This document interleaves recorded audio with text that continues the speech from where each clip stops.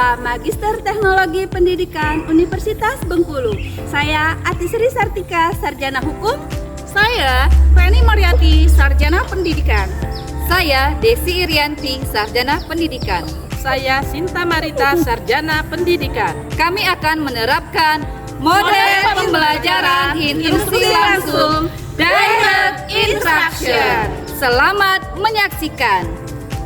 Model pembelajaran instruksi langsung adalah model pembelajaran yang berpusat pada guru dengan langkah-langkah pembelajaran yang terstruktur dan sistematis.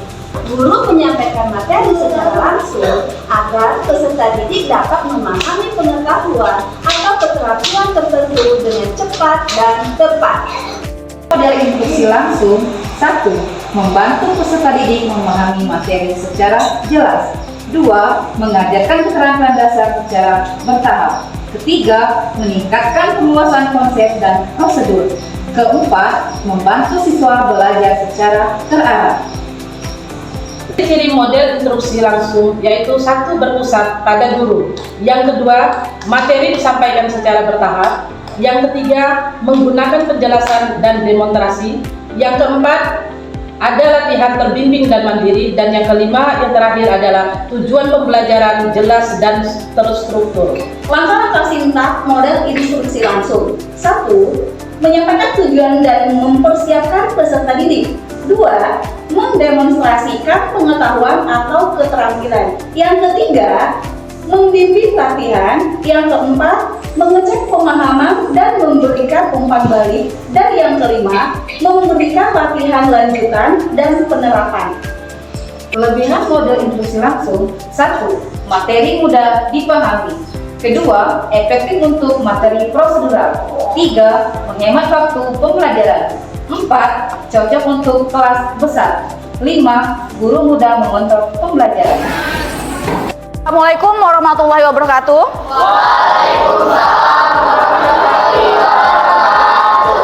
Selamat pagi anak-anak. Baik. Apa kabar kalian semua? Baik. Baik. Untuk hari ini kita bertemu lagi dengan Ibu. Sebelum kita memulai pelajaran hari ini, marilah kita berdoa menurut agama dan kepercayaan kita masing-masing. Kepada ketua kelas silakan memimpin doa. Sebelum belajar doa dimulai.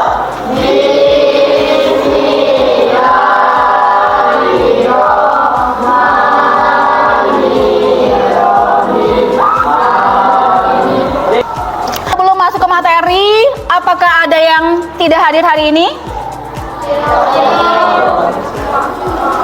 Semuanya hadir?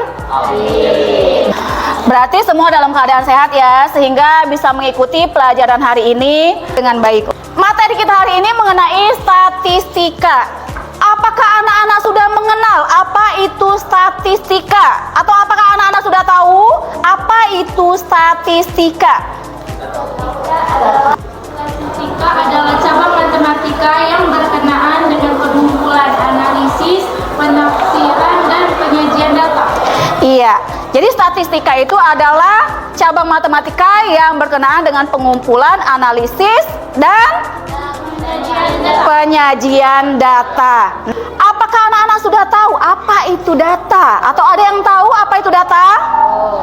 Data merupakan kata atau angka yang dikumpulkan, dikumpulkan, disajikan, ditafsirkan, dan dianalisis. Jadi data itu bisa kita dapatkan dalam kehidupan sekitar kita. Coba, siapa yang bisa memberikan contoh dari data? Nah, kalau di sekitar kita, misalkan di sekolah kita, bisa juga menyebutkan atau objek data yang kita teliti, misalkan banyak kendaraan bermotor di parkiran sekolah kita, itu juga bisa. Nah, untuk pembelajaran kita hari ini menggunakan metode PJBL, dan di sini nanti Ibu meminta anak-anak untuk membuat atau mengerjakan tugas secara berkelompok, bukan secara mandiri ya, tetapi di akhir nanti ada tugas evaluasi, yaitu tugas individu. Nah, kalau untuk kelompoknya sudah Ibu bagikan kemarin. Untuk penilaiannya, di sini ada penilaian sikap, ada penilaian keterampilan, kemudian ada penilaian pengetahuan. Untuk penilaian pengetahuannya Ibu ambil pada evaluasi. Kemudian kalau keterampilan, cara kerja sama kalian, nanti kolaborasi kalian.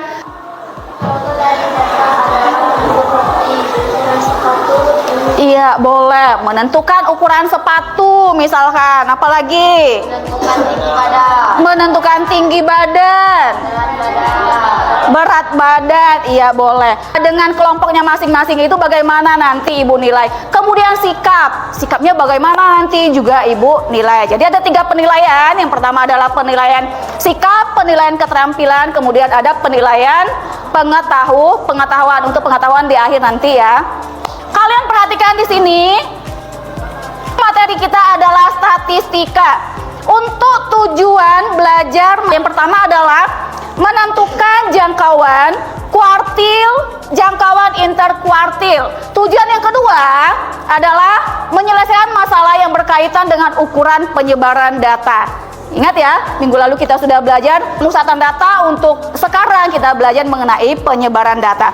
Nah, di sini statistika. Statistika adalah cabang matematika yang berkenaan dengan pengumpulan, analisis, penafsiran, dan penyajian data. Nah, statistika ini membantu dalam mengumpulkan informasi, memahami pola, dan membuat kesimpulan tentang dunia di sekitar kita. Jadi artinya statistika ini membantu kita untuk mengumpulkan informasi. Misalkan tadi contohnya ya, mengumpulkan informasi berupa apa tadi? Tinggi badan misalkan. Kemudian berat badan, seperti itu ya. Jadi statistika ini membantu. Ya. Data merupakan fakta atau angka yang dikumpulkan untuk disajikan, ditafsirkan, dan dianalisis. Ya.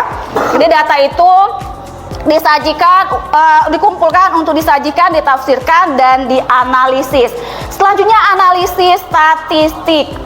Yang pertama adalah metode spesifik untuk menganalisis data penelitian kuantitatif. Kemudian dalam statistik penting sekali untuk menentukan jangkauan kuartil, jangkauan interkuartil. Langkah-langkah. Nah, di sini Ibu berikan langkah-langkah dalam menyelesaikan LKPD di sini. Yang pertama, peserta didik bagi menjadi beberapa kelompok dengan satu kelompok terdiri dari 4 sampai 5 orang. Yang kedua, setiap kelompok diberikan kertas manila. Angka yang ketiga, peserta didik menghitung berapa jumlah huruf dari setiap nama anggota kelompoknya dan menanyakan ukuran sepatunya. Langkah yang keempat, peserta didik menuliskan data yang didapat pada buku tulis. Langkah yang kelima, setiap kelompok menempelkan data yang didapat kelompoknya ke papan tulis. Langkah yang keenam, setiap kelompok mencatat data yang didapat oleh kelompok lain dan menggabungkan dengan data yang kelompoknya dapat. Langkah yang ketujuh, guru membagikan LKPD ke setiap kelompok. Setiap kelompok menuangkan data yang didapat pada kertas manila. Jadi setelah dicatat yang di papan tulis nanti ya, setiap kelompok kan menempelkan di papan tulis. Kemudian kalian data tersebut di kertas manila. Dan langkah berikut, setiap kelompok menentukan jangkauan kuartil dan jangkauan interkuartil. Setelah kalian mendapatkan data, langkah berikutnya adalah menentukan jangkauan, kemudian kuartil dan jangkauan interkuartil. Jadi tugas kalian menentukan jangkauan, kuartil, dan jangkauan interkuartil dari data yang kalian peroleh nanti. Sampai sini ada yang ingin ditanyakan? Karena tidak ada yang ditanyakan, maka Ibu berikan tugas kalian. Silakan bergabung dengan kelompoknya masing-masing. Iya.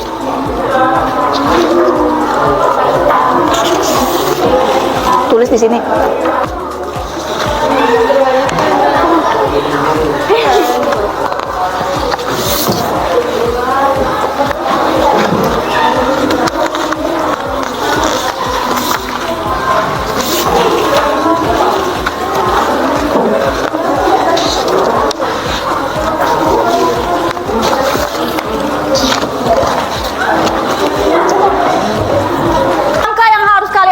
Yang pertama apa?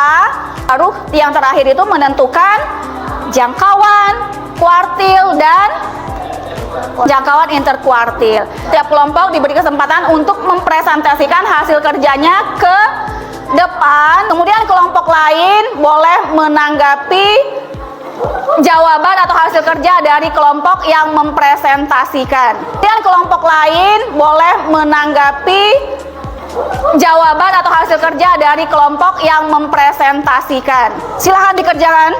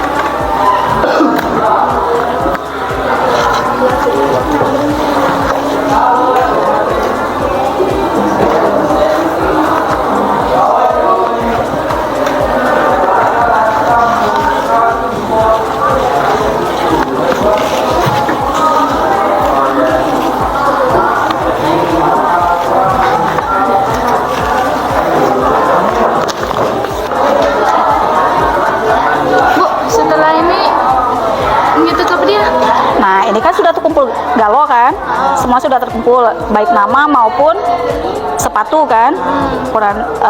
Kemudian kalian tentukan seperti langkah di LKPD di sini. Menentukan apa? Jangkauan, kuartil dan jangkauan interkuartil. Nah, dari data ini ya.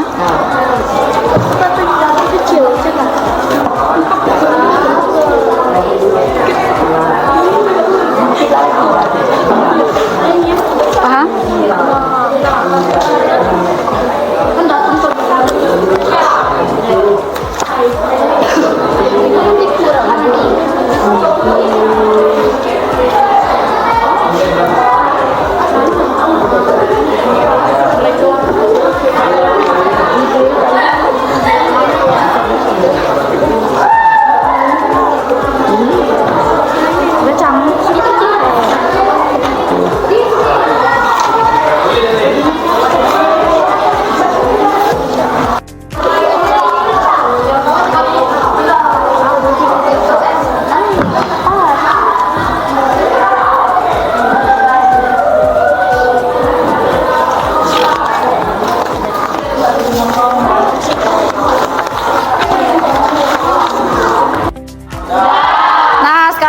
Selesai waktunya presentasi, jadi nanti satu kelompok untuk kesempatan pertama.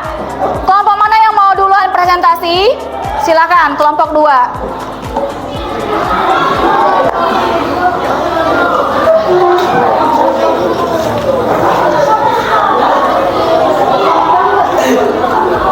Assalamualaikum warahmatullahi wabarakatuh. Waalaikumsalam warahmatullahi wabarakatuh.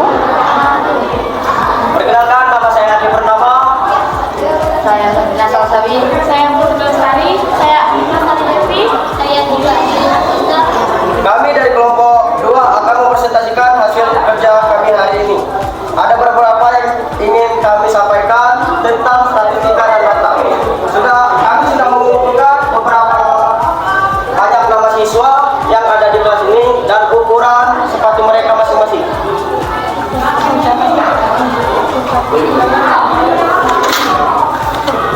Dan kami urutkan dari yang terkecil ke yang terbesar. Saya akan menjelaskan yang pertama adalah jumlah nama seluruh siswa yang ada di kelas. Kami urutkan yang dari yang terkecil ke yang terbesar, yaitu 5, 8, 11, 11, 11, 11, 12, 12, 13, 13, 13, 14, 14, 15,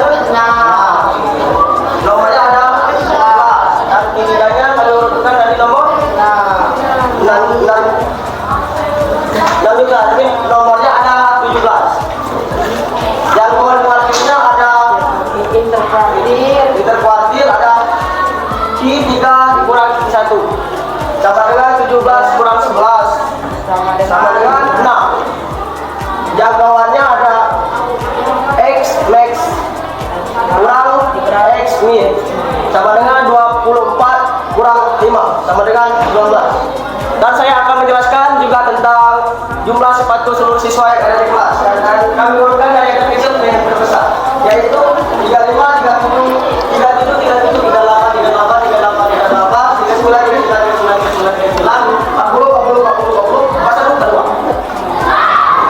Kami mengambil dari di wajah seperti yang tadi, kami ambil dari yang paling tinggi, yaitu dari nomor ke 12. Nomornya ada 39. Dan di satunya kami ambil dari nomor 6. Yang nomor sepatunya ada 38. Di tiganya kami ambil dari nomor 6 juga, tapi ukuran sepatunya lebih besar dari yang lain, yaitu nomornya 40. Jangkauan kuartilnya, interkuartilnya ada Q3 kurang Q1, dan 40 dikurang 30 sama dengan 2. 38. Ya, 38 sama dengan 2. Jangkauan X max dikurang X min sama dengan 42 dikurang 35 sama dengan 7. Sekian presentasi dari kami. Kami akhiri. Wassalamualaikum warahmatullahi wabarakatuh. Yang ingin bertanya, kami persilakan. Q2 dari ukuran sepatu. Q2 39. Kami ambil dari data urutan ke-12. Ada lagi yang ingin bertanya?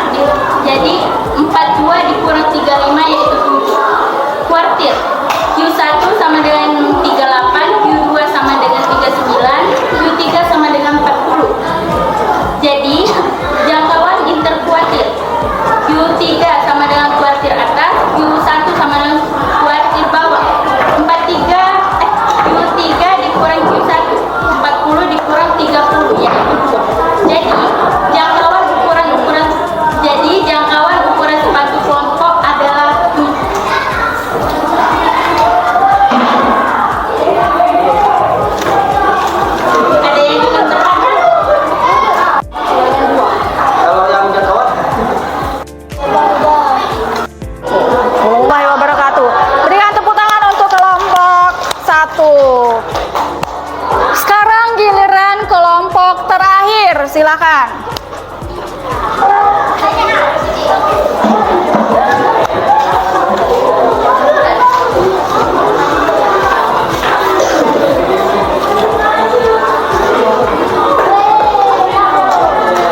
Assalamualaikum warahmatullahi wabarakatuh. Kami dari kelompok 4 akan mempresentasikan hasil kerja kami.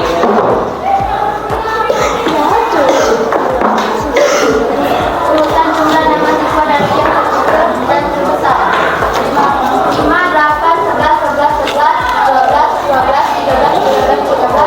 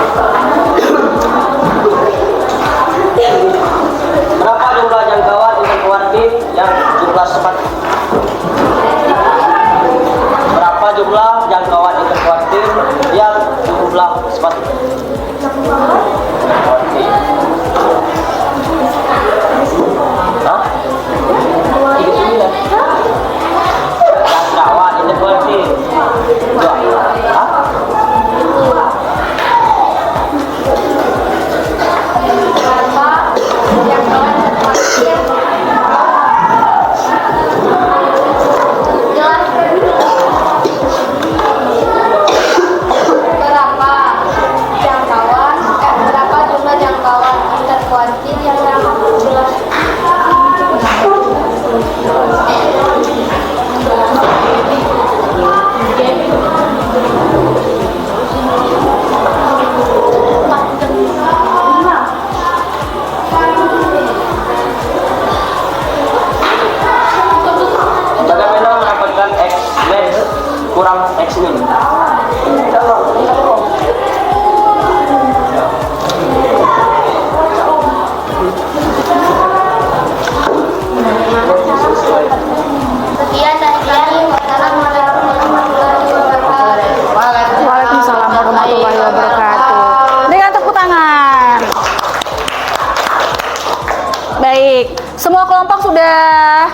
mempresentasikan hasilnya ya.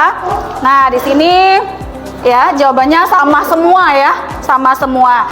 Untuk materi statistika di sini ya, semuanya sudah ya, maju ke depan tadi sudah mempresentasikan hasil kerja kelompok masing-masing, hampir semuanya jawabannya juga sama. Nah, jadi di sini untuk menentukan jangkauan, kemudian kuartil dan juga jangkauan interkuartil. Nah, langkah yang pertama yang harus kalian dapatkan yaitu mengenai data. Data apa yang diminta? Seperti tadi ya, data yang diminta adalah menentukan banyak huruf pada nama siswa atau nama kelompoknya masing-masing. Kalian kumpulkan, urutkan dari yang terkecil ke terbesar. Kemudian baru bisa menentukan jangkauan kuartil dan jangkauan interkuartil. Nah, untuk menentukan jangkauan rumusnya adalah R sama dengan data maksimal dikurangkan dengan data minimal. Sementara untuk menentukan kuartil, di sini kuartil ada 3. Yang pertama kuartil 1 atau kuartil bawah, kuartil kedua atau data tengah, kemudian kuartil ketiga atau data atas ya. Yang pertama untuk menentukan kuartil kedua ya, langkah yang pertama adalah menentukan kuartil kedua. Kuartil kedua karena dia data tengah, berarti data yang di tengah-tengah. Kalau misalkan ada 5 data nih, 1, 2, 3, 4, 5. Berarti kita tentukan dulu data yang kedua atau Q2-nya, yaitu data ketiga yang tengah-tengah.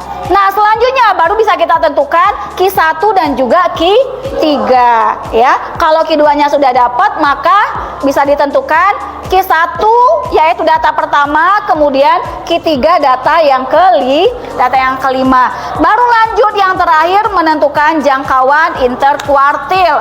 Nah, untuk menentukan jangkauan interkuartil, rumusnya adalah H sama dengan Q3 dikurang Q1. Nah, jadi kalau misalkan Q3 dan Q1-nya sudah dapat, bisa langsung kita kurangkan. Q3-nya berapa tadi? Contoh 5 data tadi ya. Q3-nya 5, berarti dikurangkan Q1, yaitu 1. Maka hamparannya atau jangkauan interkuartilnya berapa, Nak?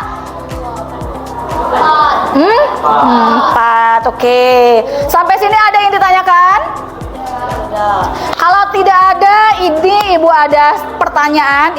Bagaimana perasaan kalian mengikuti pelajaran hari ini? Senang. Dari materi hari ini, materi yang mana dari pelajaran kita hari ini ya, materi mana yang kalian anggap sulit? Apakah ada yang kalian anggap sulit? Tidak ada, semuanya mudah? Baik, terima kasih. Kalau misalnya kalian anggap mudah, berarti semuanya bisa tersampaikan ya, materi hari ini bisa kalian terima dengan baik. Oke, tugas kelompoknya silakan dikumpul. Tugas kelompok silakan dikumpulkan.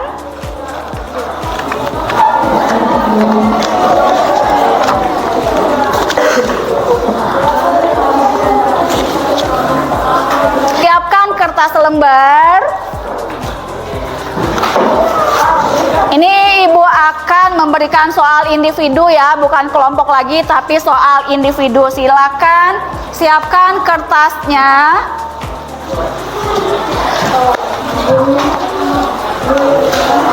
Silakan dicek HP-nya. Soal sudah Ibu kirimkan ke grup. Silakan dijawab soal yang sudah Ibu kirim di grup.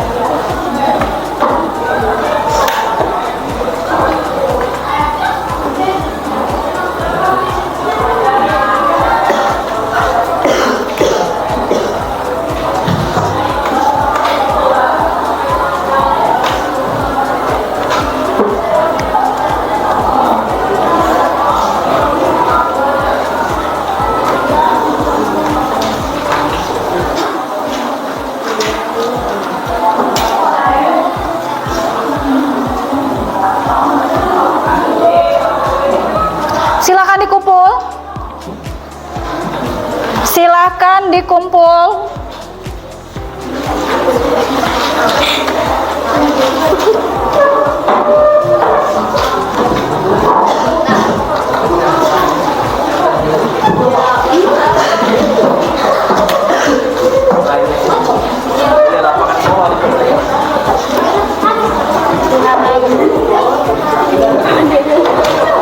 Di luar, di dalam.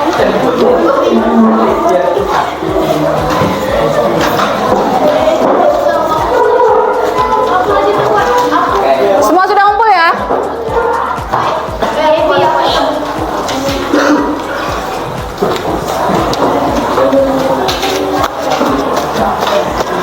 Baik, nah semuanya sudah ngumpul. Untuk hasil nanti Ibu sampaikan pada pertemuan berikutnya. Oh ya, sebelum Ibu mengakhiri pelajaran kita hari ini, Ibu ingin bertanya kepada kalian terlebih dahulu. Pada materi hari ini, apakah ada yang kalian alami kesulitannya? Pada materi yang mana yang kalian anggap sulit? Tidak ada? Baik, kalau tidak ada. Bagaimana perasaan kalian mengikuti pelajaran hari ini? Senang, terima kasih. Baik, berarti kalau misalnya senang, semuanya tidak ada kendala, artinya semuanya menerima materi hari ini dengan baik. Oke, sebelum kita menutup pelajaran hari ini, Ibu ucapkan terima kasih. Kita bertemu lagi pada pertemuan berikutnya dan pada materi selanjutnya. Ya, Assalamualaikum warahmatullahi wabarakatuh.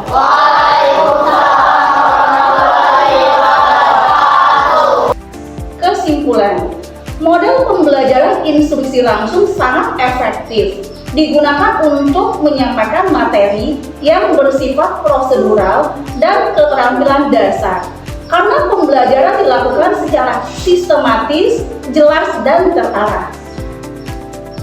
Demikianlah video pembelajaran dari kelompok kami. Semoga bermanfaat bagi kita semua.